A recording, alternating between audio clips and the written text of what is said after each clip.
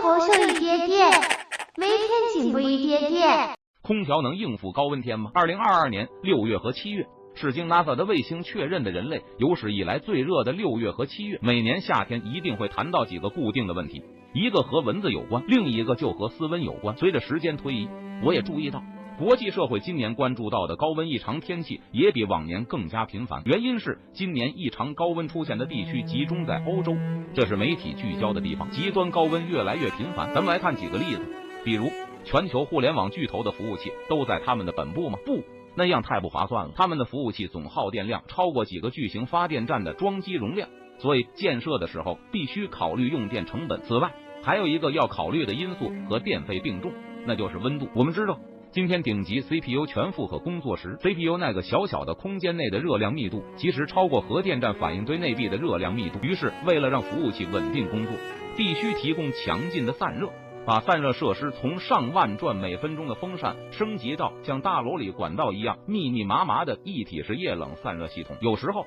散热系统的造价能达到整个计算中心的1/50，因此为了节约费用，服务器集群往往建在地球上供电稳定、电价低且凉快的地方，基本上都靠近北极圈，这样就不用把散热系统弄得那么豪华了。而今年夏天，包括谷歌、甲骨文在内的很多大公司在英国北部的数据中心都频繁发生冷却方面的故障，伦敦的卢登机场跑道和皇家空军基地的飞机跑道相继被热化了，停飞了很多飞机。葡萄牙北部城市尼扬在7月14日达到了47摄氏度的最高温度，法国南部也有很多城市超过了40摄氏度欧。此外，科学进展杂志上还有一个对湿球温度的统计，分析了1979年到2017年间全球近8000个气象站每小时的温度记录，结果是这样的：在上世纪70、80年代，全球每年只记录到1至4次湿球温度超过33摄氏度的特殊事件，而到了最近10年，每年出现的次数是20至40次。如果以人感觉比较难受的温度，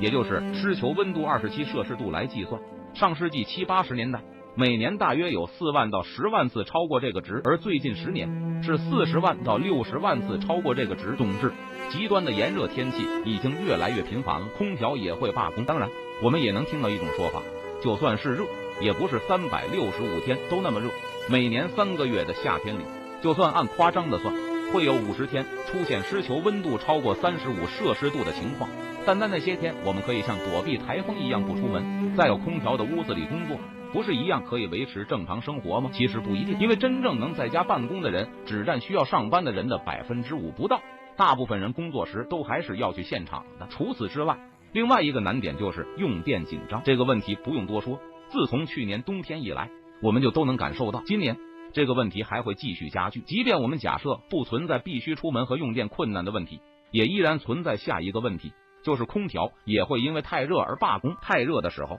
我们并不能安稳地躲在空调房里。如果你留意过空调室外机，就会发现标签上有一个工作温度范围，一般是-7摄氏度到43摄氏度，这个43摄氏度就是空调工作的最高温，超过之后，空调离罢工就不远了，几分钟的事。而且在接近这个温度的时候，空调的制冷效果就已经很差了。有人可能说，不对呀，35摄氏度离43摄氏度的上限还差得远呢，怎么可能罢工？那是因为刚才说的35摄氏度只是湿球温度。所谓湿球温度，指的是在环境里放一个湿湿的小球，尽你所能的用环境中的空气吹它，这样小球上的水分蒸发时会带走热，就能给小球降温，能降到的那个最低温度就是湿球温度。所以湿球温度和环境温度与湿度这2个参数有关。我举一个夏天比较常见的温度和湿度的组合，47摄氏度的环境温度，50%的湿度，这个参数下的湿球温度就正好是35摄氏度。所以实际上，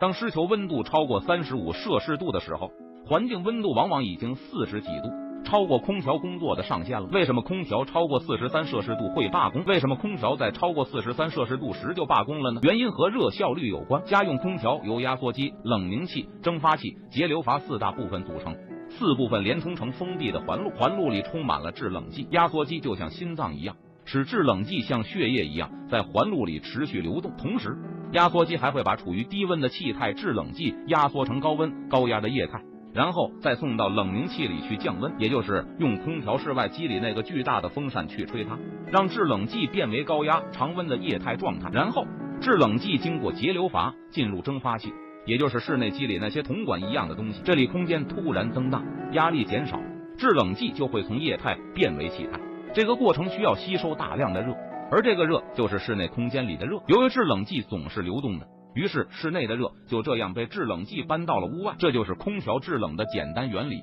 在这个过程中，制冷的效率有高有低，这当然和制造工艺有关，但也和物理定律有关。就算工艺完美，也依然受物理定律的限制。其实这个定律就是卡诺循环的热效率计算方法，咱们就不在音频里细说了。我拿空调的国标中的一些参数举例子，你就能理解室外温度升高对空调制冷效率的降低有多明显了。我们知道，空调是利用一部分电能把一部分热能搬运出去的机器，于是国标中制冷功率就对应它使用了多少瓦的电能，制冷量就对应有多少瓦的热被搬运了出去。在30摄氏度的室外温度时，用363瓦的电可以搬运2051瓦的热，相当于一份电搬运5.7份热。而国标中当温度达到38摄氏度时，要求不得低于用1895瓦制冷功率搬运4395瓦的热，相当于一份电搬运2.3份热。你看搬运热能的效率是不是大幅下降？而参数变化只是从30摄氏度增加到38摄氏度而已。在43摄氏度时，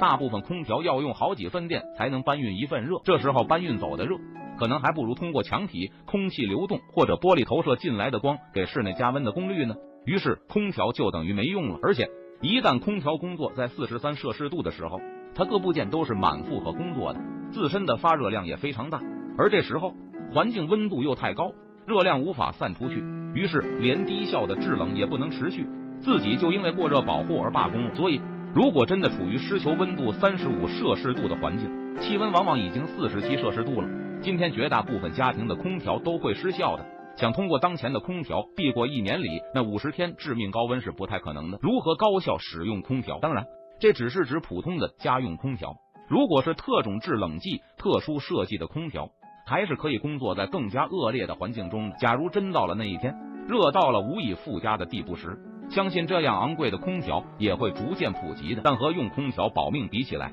不让地球热到那个地步才更加稳妥，否则一次意外停电可能就比一次大流感造成的死亡还要多了。尽管我们中的大部分人不会活着见到家乡的湿球温度1年中有几十天超过35摄氏度的时候，但把空调用好还是当下很值得说的话题。想要高效使用空调，你可以记住一个方法，在开启空调的时候把风量设置到最大，等觉得温度合适后再把风量调小就行了，这样可以让屋里最快的凉下来，而且也最省电。虽然我们会设定空调的温度，但在空调的测温点到达那个设定值之前，空调不论是定频的还是变频的，都会一律以最大功率制冷，设置16摄氏度和设置26摄氏度。在最初几十分钟到1时里，耗费的电能其实是一样的，只有当温度到达设定点后，空调才会降低功率。在此之前，我们要做的就是把风量开到最大，把它好不容易制造出来的冷气尽量利用上。最后提醒你多喝水，避开烈日，平安度过这个酷暑。谢谢大家，谢谢，我们下期再见啦。